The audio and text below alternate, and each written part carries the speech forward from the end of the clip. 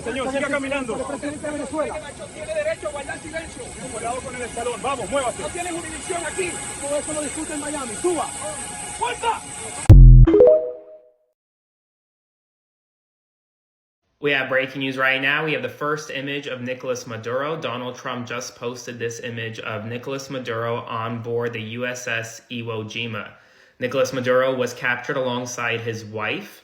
They were in their bedroom, according to reports. They were sleeping. U.S. forces came in and captured Maduro and his wife. They are now on their way to the United States of America, to New York City, to face charges on a newly unsealed criminal indictment in the Southern District of New York. This is the first image. You can see Maduro has a face mask on, likely so that he doesn't know where he's going.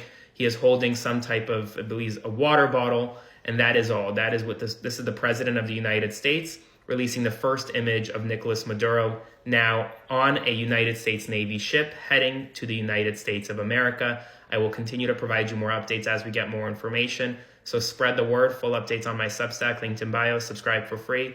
Follow along for all the news you need to know about. The U.S. invaded Venezuela and kidnapped their president this morning. Right, Maduro, the president of Venezuela, is being transported back to the United States to face charges. Delta Force reportedly captured him without any American casualties, but there are reports of Venezuelan casualties. The U.S. also appears to have conducted several airstrikes across the nation, reportedly including blowing up Hugo Chavez's tomb. All while Trump didn't seek congressional approval for the invasion of Venezuela, which makes this an illegal war, nor did he tell the American public why we need to wage this war, which makes this an illegitimate war. Currently, Venezuela's vice president is in charge of the nation, but the opposition says that they're ready to take control, which has led the country down a dangerous path that could result in civil war. And the world's reaction, it's been all over the place. Brazil and Colombia, they oppose it, but Ukraine appears to support it. Russia called the invasion an act of armed aggression. The EU said they stand with the Venezuelan people and called for a solution to respect the international law and the UN Charter. Right, in the through line here, it's not hard to see. American opposition to Russia's invasion of Ukraine and the expected Chinese invasion of Taiwan, it's based on the rules-based international order. An order that says invading another country to take their resources and/or dispose of their government is illegal. And so you have people asking, how can the U.S. oppose either invasion when it's waging a war that's also illegal at home and abroad? What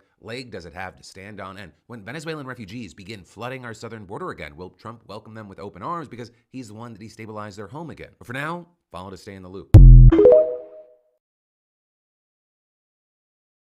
Late last night and early today, at my direction, the United States Armed Forces conducted an extraordinary military operation in the capital of Venezuela. Overwhelming American military power, air, land, and sea, was used to launch a spectacular assault. And it was an assault like people have not seen since World War II. It was a force against a heavily fortified military fortress in the heart of Caracas to bring outlaw dictator Nicolas Maduro to justice.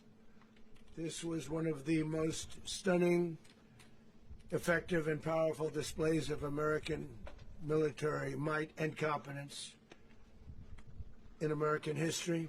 We're going to run the country until such time as we can do a safe, proper, and judicious transition. So we don't want to be involved with having somebody else get in, and we have the same situation that we had for the last long period of years.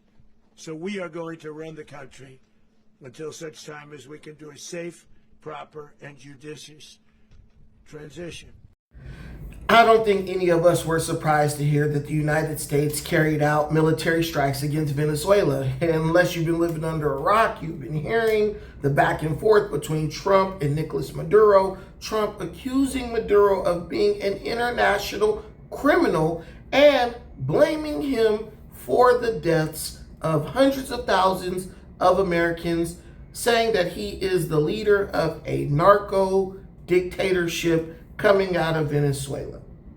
But you too may have been blown away to find out that not only had the United States carried out strikes against Maduro and his regime, but they were actually able to capture Maduro and his wife as they slept in his presidential palace and extradite them back to America to face charges, including but not limited to criminal federal narco conspiracy.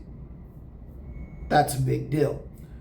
But the mind-boggling and puzzling thing about this entire arrest is not the fact that they were actually able to extract the president of a foreign country and bring him to the United States.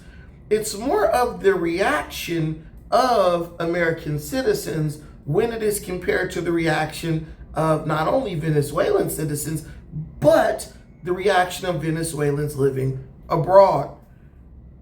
Why do we have white liberal men and their black liberal counterparts crying and complaining and going at Trump over bringing a criminal to justice? But more importantly, why are they condemning Trump while the Venezuelan people, both in Venezuela and abroad, are celebrating Trump's apprehension of Nicolas Maduro? How in the hell are the people who were victims of Maduro celebrating, but the people who basically have almost no connection to the situation lamenting and condemning Trump? I would say it's just a part of the liberal shell game, where anything Trump does is bad, whether it's good or bad. And the people who hate Trump, instead of just coming out saying that they hate him, they instead nitpick and critique every single thing he does in an attempt to spin it towards the negative. Here's the situation. You have Vladimir Putin coming out, condemning Trump arresting Nicolas Maduro. And now the very people who claimed and accused Trump of being a Russian asset are now siding with Putin in his condemnation of Donald Trump. It's like, can we please pick a struggle? Is Trump a Russian asset or not? Are you against Putin for what he's done in Ukraine?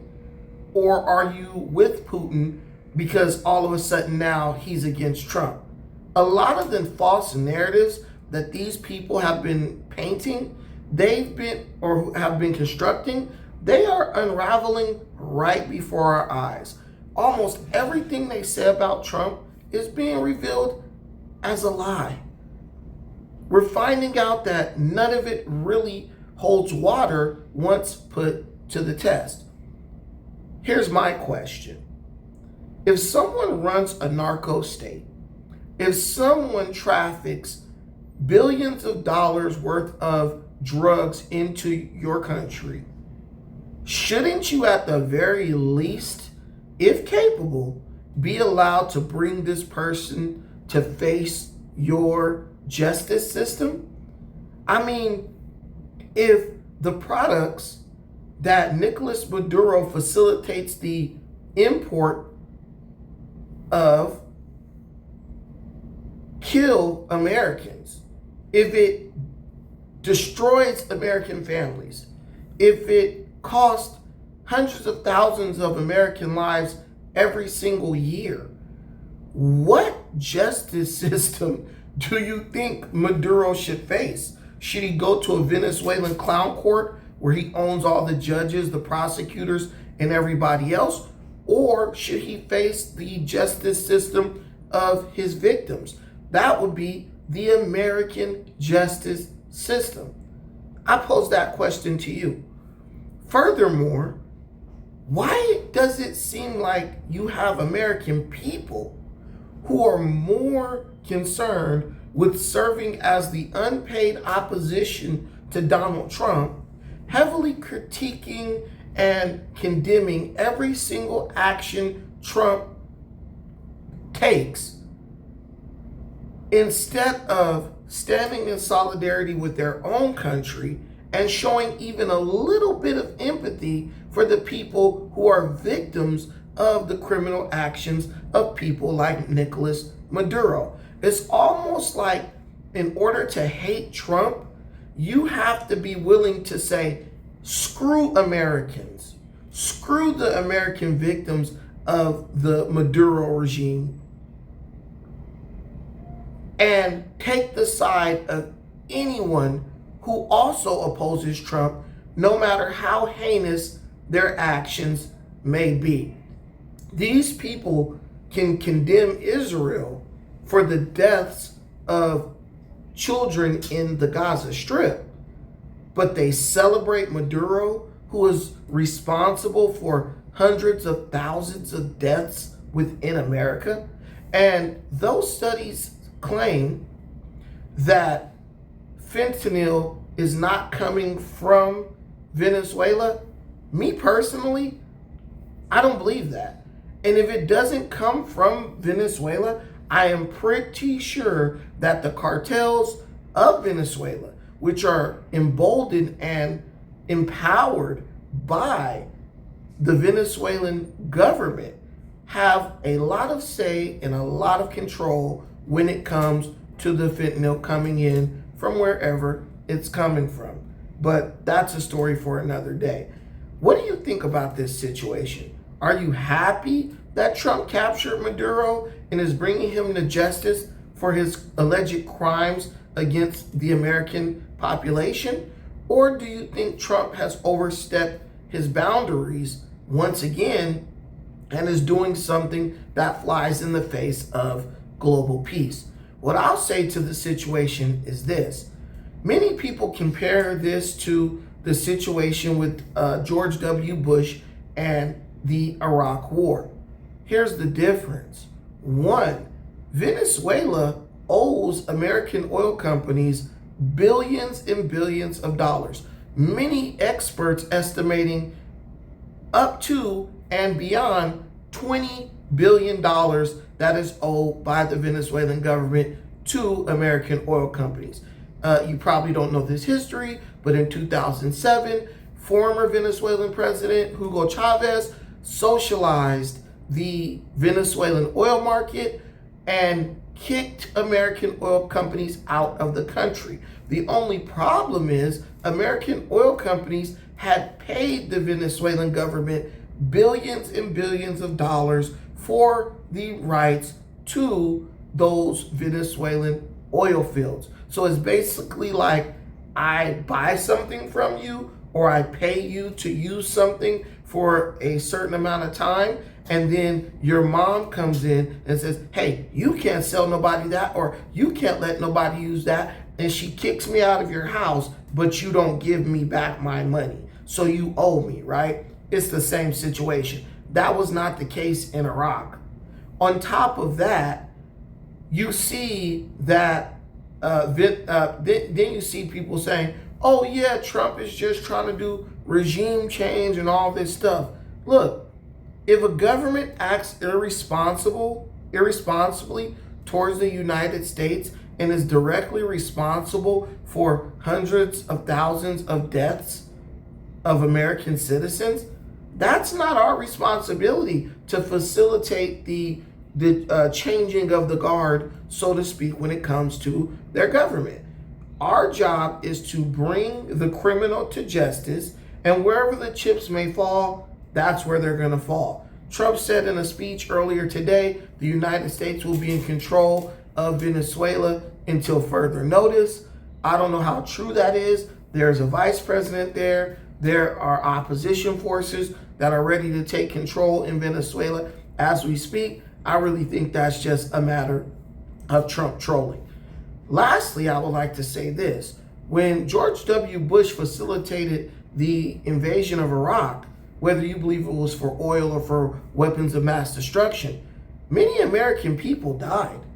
Donald Trump was able to apprehend Maduro without a single American death. He was able to do that without losing a single American soldier.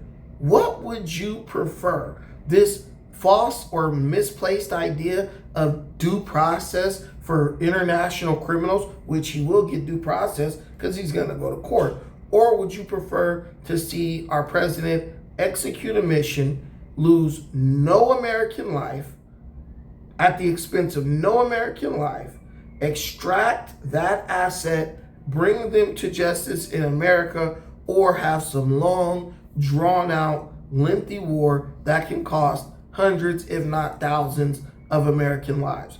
All I'm going to say is this. Trump knows what he's doing. And what he's doing is placing his full faith in the American military.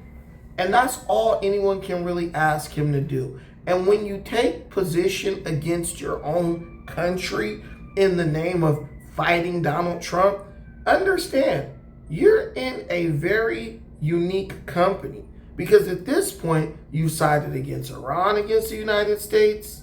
You sided with Russia against the United States. You sided with Ukraine against the United States. You've sided with China against the United States. I mean, basically, you are a treasonous person who hates America, or you are willing to hurt America in the name of disparaging or in hopes of hurting Donald Trump politically. I think you have some soul searching that you need to do, and I think that this is a moment of reflection for anyone who takes these positions. But I want to know what you think. Let me know what you think in the comments. I'm super excited. The people of Venezuela seem super excited, and it's really good to have common sense and real leadership back in the White House. Flawless execution, a beautiful way to cap off the first year of Trump's second presidential term, and he is not disappointing. He is delivering on all levels and doing his damnedest to make good on every promise that he made to the American people. Thank you for watching this. I appreciate everything you do for me and this channel. Till the next time, peace.